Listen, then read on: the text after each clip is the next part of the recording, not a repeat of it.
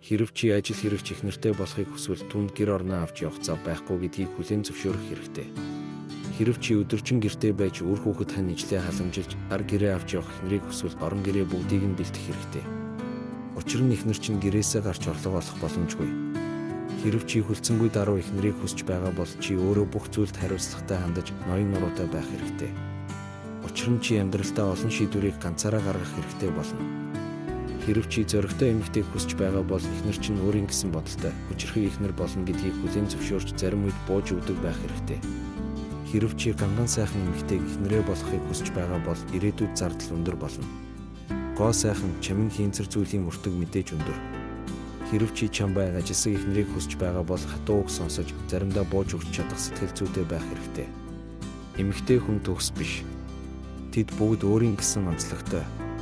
Эхнэр хүн бүгдийг амжуулдаг, чаддаг, хийдэг, боддог байх боломжгүй.